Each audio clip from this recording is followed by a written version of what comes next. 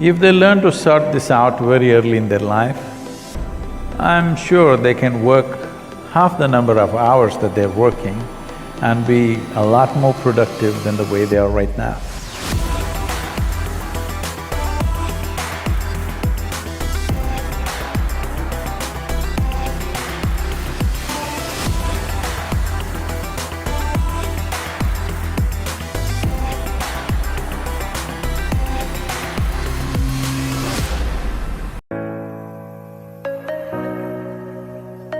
Let me start off, Sadhguru, by asking you that you probably are the biggest multitasker that I have met in my life.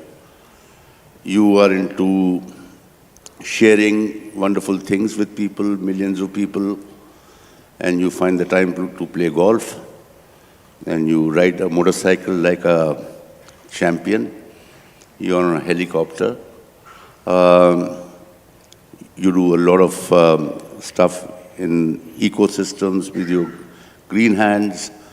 I don't know what all you do. How do you manage your time? That last thing was not a good thing. I don't know what all you do, it's not a good thing. No, that is a sense of amazement. And there are people who are very busy people, and so we believe we are very busy people. We would like to know as to how you manage your time and what is the kind of advice you would like to give us so that life beyond work is a lot more meaningful, at least a little more meaningful than what we lead, a little closer to the kind of meaningful life that you lead.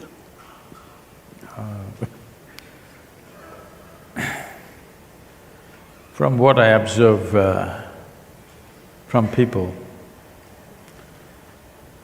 as I travel more and more, meet various kinds of people in business, academics, science, and regular people all over the world. What I see is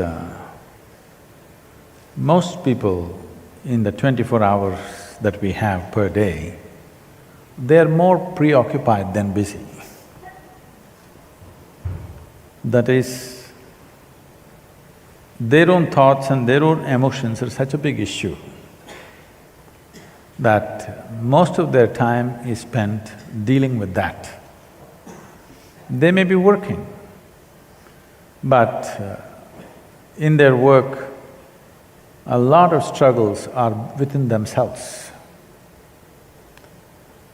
If you're in any kind of sport or any creativity, you would know that a little struggle means your ball will go somewhere else, your ragam, thalam will go somewhere else, your painting will go somewhere else, nothing will happen properly.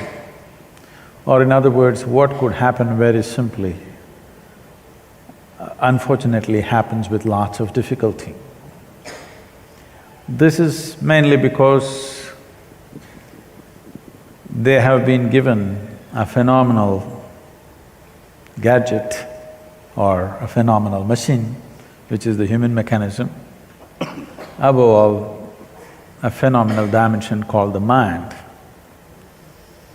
They're trying to operate this phenomenal machine or a gadget or a computer, if you'd like to call it, without reading the user's manual. Every day struggling with their own stuff, and it doesn't get solved before they're 20 or something. Till their last day on their deathbed, they're still struggling with the same things, their thoughts and their emotions. If they learn to sort this out very early in their life, I'm sure they can work half the number of hours that they're working and be a lot more productive than the way they are right now. My effort is to bring this possibility to people's lives, that you can live life with ease, not with struggle. One thing is, when we say work, it's many young people, wonderful people who are getting recognized for whatever wonderful things they have done, leaving them apart, but generally work means always been… people have been taught that they must work hard. Nobody told them they must work joyfully. Nobody told them their work should be an expression of their joy or their love, they have to work hard. If you work hard, life will be tedious. How else will it be? You will do something hard only because you don't know how to do it. If you know how to do it, you would do it with ease. So without learning how to do something, if we try to do it, without investing enough time in perception, if life is all expression, then life becomes a big struggle. Most people are not doing anything except earning a living, maybe reproducing and dying one day. Nothing more. They may believe they're doing many things, but this is all they're doing. Eating, sleeping, reproducing, dying one day. That is such a big fuss.